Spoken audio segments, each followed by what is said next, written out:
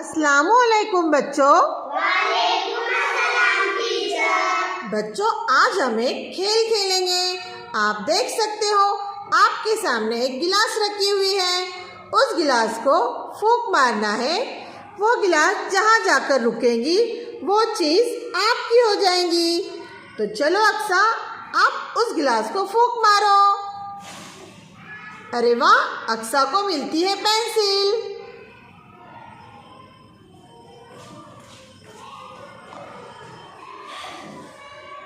अल्तमश को कुछ नहीं मिलेगा। आयत को भी कुछ नहीं मिलेगा। वारिस को भी कुछ नहीं मिलेगा।